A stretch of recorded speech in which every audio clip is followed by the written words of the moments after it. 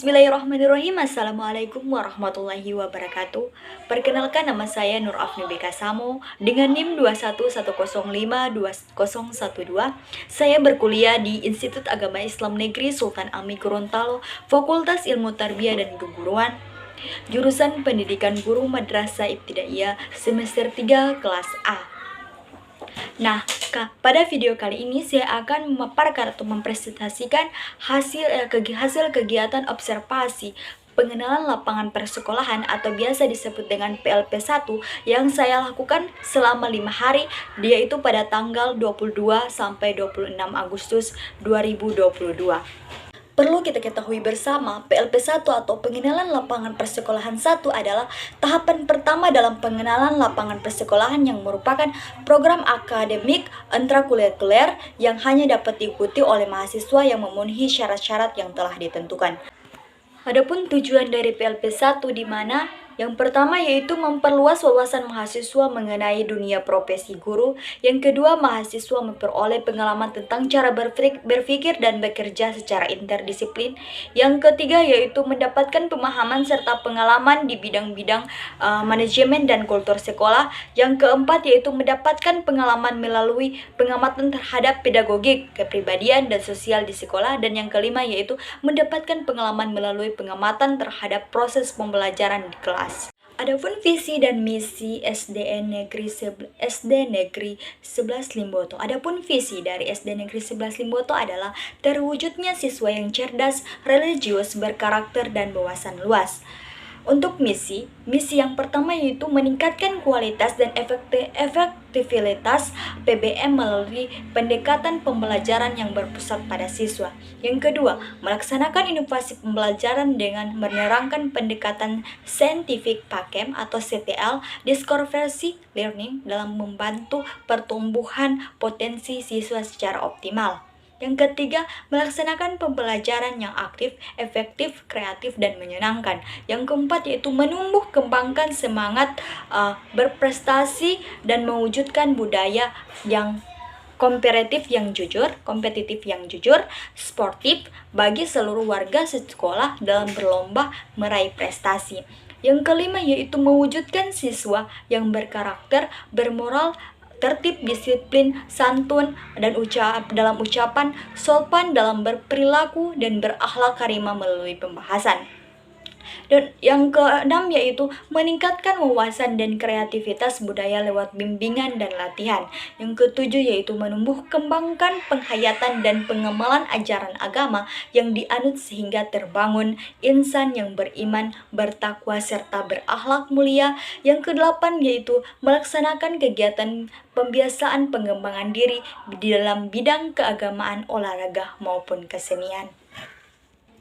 Adapun tujuan dari SD Negeri 11 Limboto di mana ada terdapat beberapa tujuan. Yang pertama yaitu dapat mengamalkan ajaran agama hasil proses pembelajaran dan kegiatan pembiasaan. Yang kedua, meraih prestasi akademik maupun non-akademik minimal tingkat kabupaten kota. Yang ketiga yaitu menguasai dasar-dasar ilmu pengetahuan dan teknologi sebagai bekal untuk melanjutkan ke sekolah yang lebih tinggi. Yang keempat yaitu melaksanakan kegiatan intra dan ekstrakurikuler yang bertujuan untuk mengembangkan kemampuan keterampilan siswa. Yang kelima yaitu menegakkan disiplin,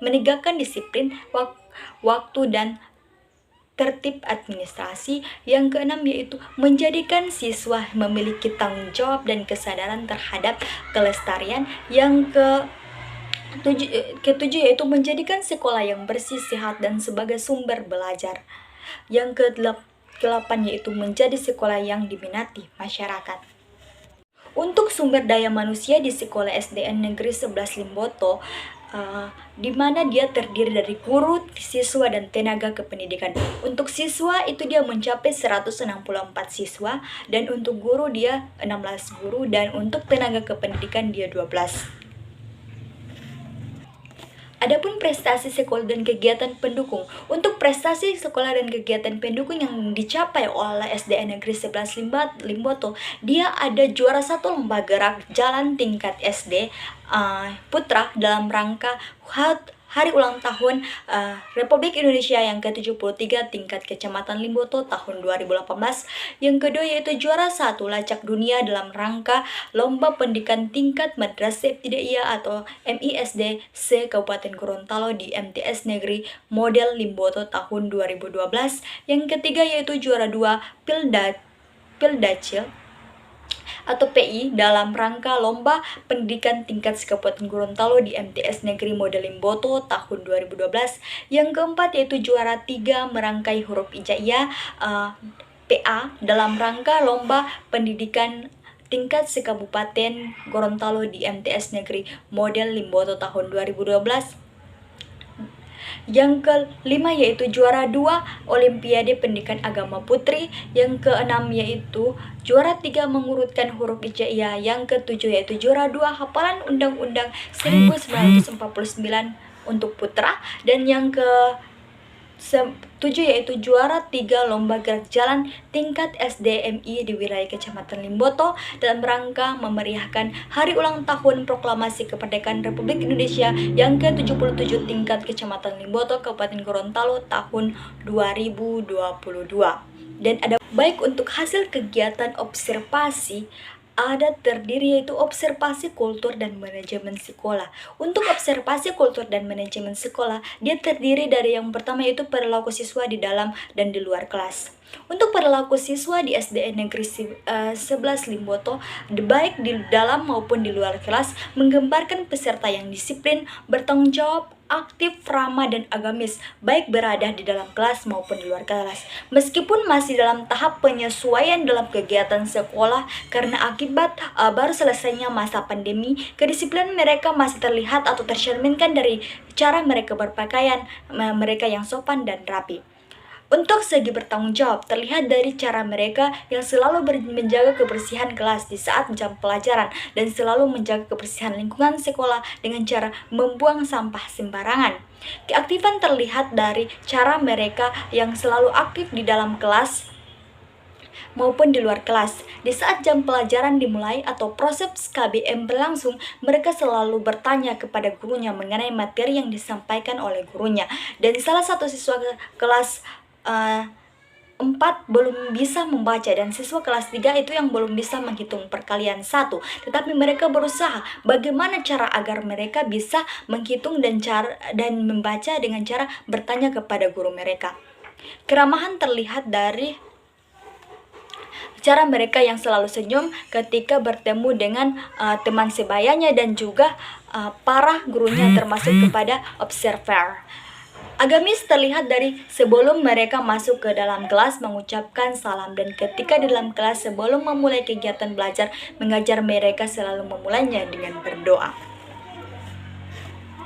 Untuk observasi selanjutnya yang kedua yaitu kebiasaan dan yang sedang dibudayakan atau sudah membudaya di SDN Negeri 11 Limboto. Untuk sebuah kebiasaan yang mereka lakukan itu memang suatu kebiasaan yang sedang dibudayakan atau sudah membudaya. Misalnya selalu datang tepat waktu, berpakaian rapi, aktif di dalam maupun di luar kelas, bersifat ramah kepada semua orang, selalu menjaga kebersihan di kelas dan di lingkungan sekolah. Dengan semua kebiasaan yang dilakukan yang sedang dibudayakan atau sudah membudaya diharapkan dapat membentuk peserta didik yang mampu bersaing di tingkat nasional maupun internasional dan menghasilkan peserta didik yang memiliki jiwa kepemimpinan yang bermoral serta bertanggung jawab dan bisa menciptakan jiwa yang cinta akan ajaran Islam sesuai dengan Al-Quran dan Sunnah Rasulullah SAW. Untuk observasi yang ketiga yaitu dalam upaya-upaya pembinaan guru dan siswa. Untuk upaya-upaya pembinaan guru, di sini ketika kelas yang gurunya belum sempat hadir, maka guru lain akan masuk untuk menggantikan guru tersebut dengan memberikan pelajaran yang sesuai jam.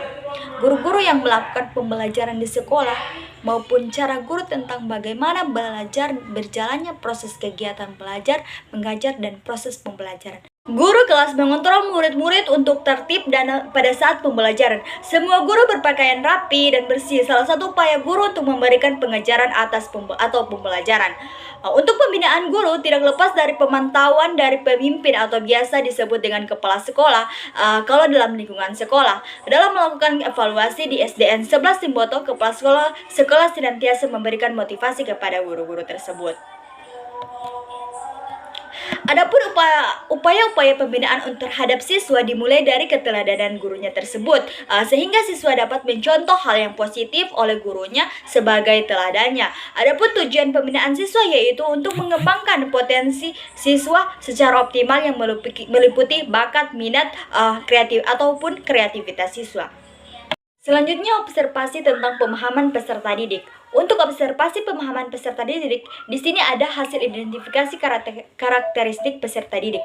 Dari hasil pengamatan siswa-siswi yang berada di kelas 4 dan kelas 3 dari SDN 11 Limboto, dari segi karakteristiknya sesama peserta didik sangat baik karena mereka mempunyai kemampuan dalam bersosialisasi dengan teman-temannya sehingga mampu mengenal nama teman-temannya yang cukup baik, mengatasi perselisihan dengan sesama dan juga memiliki perasaan lebih kepada lawan jenis. Untuk yang kedua yaitu tingkat partisipasi peserta dalam proses pembelajaran. Untuk yang kedua yaitu untuk tingkat partisipasi siswa di SDN 11 Limboto tersebut mengikuti pembelajaran yang baik. Dalam pengamatan saya, mereka selalu aktif dalam mengikuti proses pembelajaran, mengikuti apa yang diperintahkan oleh guru. Untuk yang ketiga yaitu pengembangan potensi peserta didik. Untuk seorang guru, sangat berperan penting dalam menyukseskan dalam pengembangan peserta didik, baik mengembangkan dengan cara menghidupkan suasana belajar, memberi contoh yang nyata kepada para siswa, seperti yang kita ketahui bahwa peserta didik mempunyai potensinya masing-masing, sehingga para guru hanya tinggal mengembangkan dan mendukung potensi mereka. Yang keempat yaitu pengaturan kelas. Untuk pengaturan kelas, selama 5 hari saya melakukan observasi di sana. Pengelolaan dalam kelas sangat baik, di mana di dalam kelas banyak terdapat gambar-gambar pahlawan, perkalian, dan masih banyak gambar yang menyangkut materi pelajaran di dinding-dinding kelas. Dan sarana dan prasarana dalam kelas sangat lengkap dan ditata dengan rapi sehingga belajar menjadi sangat baik. Seorang guru sangat berperan penting dalam menyukseskan tersebut. Untuk observasi selanjutnya itu observasi proses pembelajaran. Untuk observasi proses pembelajaran di mana yang pertama yaitu persiapan pembelajaran. Sebelum pembelajaran, para siswa duduk di tempat duduk mereka yang telah dipilihkan oleh guru dengan rapi. Dan siswa-siswi SDN 11 Limboto selalu mengawali proses pembelajaran dengan berdoa. Selanjutnya dilanjutkan dengan absensi. Untuk yang kedua yaitu membuka pembelajaran. Untuk di setiap awal pembelajaran selalu diawali dengan mengucapkan salam dan membaca surah Al-Fatihah, An-Nas, Al-Falaq, Al-Ikhlas, lalu dilanjutkan membaca doa belajar. Dan setelah itu guru mengabsen siswa. Kemudian guru memberikan motivasi belajar kepada siswa berupa yel-yel yang dituntun oleh guru dan diikuti oleh para siswa. Kemudian guru melakukan absorpsi atau menanyakan kembali pelajaran yang telah diajarkan lalu. Yang ketiga yaitu inti pembelajaran. Pada inti pembelajaran, guru memulai menjelaskan tema atau materi pelajaran yang akan dipelajari. Guru menjelaskan materi yang diperoleh dan siswa mendengarkan lalu bertanya apa tidak dimengerti olehnya. Setelah guru menjelaskan, siswa dipersilahkan untuk mencatat materi yang telah dijelaskan oleh gurunya.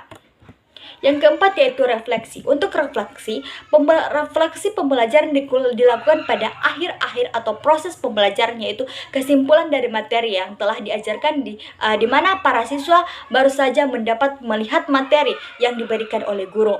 Oleh karena itu, mengapa refleksi itu begitu penting? Karena dengan refleksi kami dapat mengetahui betapa beratnya menjadi seorang guru, sehingga kami dapat mengetahui bagaimana cara mengatasi peserta didik yang mengalami masalah dengan penuh kesabaran. Dengan adanya refleksi, kami dapat belajar dari guru-guru bagaimana seharusnya menjadi guru yang teladan dan profesional, dapat mengetahui karakteristik anak SDMI yang begitu beragam, dapat mengenal kondisi fisik proses belajar mengajar dalam keadaan peserta didik yang ada di Sekolah SDN 11 Limboto. Selanjutnya untuk observasi kompetensi utama pendidik. Untuk yang pertama yaitu kompetensi pedagogik. Di mana guru sering memperhatikan karakter atau pribadi siswa dalam menentukan tempat duduk. Yang kedua, guru sering memperhatikan siswa yang belum memahami materi yang disampaikan. Yang ketiga, guru selalu menyapa siswa yang tidak memperhatikan siswa dan yang belum memahami materi yang disampaikan. Yang keempat, yaitu guru selalu memberikan penguatan pada setiap materi penting. Yang kelima yaitu guru selalu menyajikan materi dengan mudah dipahami oleh siswa. Yang keenam yaitu guru selalu memancing siswa untuk bertanya atau mengemukakan pendapat. Yang ketujuh yaitu guru selalu menanggapi pertanyaan siswa dengan ringkas dan tuntas. Yang kedelapan yaitu guru selalu memberikan kesimpulan materi dengan singkat. Yang kedua yaitu kompetensi kepribadian. Untuk kompetensi kepribadian untuk kompetensi kepribadian di mana guru selalu berpakaian rapi dalam mengajar, guru selalu berpenampilan sebagai pendidik, guru selalu berbicara santun dengan siswa, guru selalu disiplin dalam melaksanakan tugas mengajar, dan juga guru selalu menjadi inspirator bagi siswa dalam belajar. Untuk kompetensi sosial, di sini guru selalu menggunakan kata yang tidak menyinggungkan orang lain dalam berbicara. Guru selalu berkomunikasi baik dengan semua orang berbagai jenjang umur. Guru selalu dapat berkomunikasi baik dengan semua orang tanpa melihat atau suku dan agama. Dan juga guru selalu berkomunikasi dengan orang secara baik tanpa memperhatikan status atau pekerja orang tersebut. Dan yang terakhir, guru selalu berkomunikasi dengan lancar tanpa melihat tempat atau lokasinya. Itulah dari beberapa rangkaian kegiatan observasi pengenalan lapangan persekolahan atau PLP 1 yang saya lakukan di SDN 11 Limboto. Sekian dan terima kasih. Lebih dan kurangnya saya mohon maaf. Wabillahi taufiq wal hidayah. Assalamualaikum warahmatullahi wabarakatuh.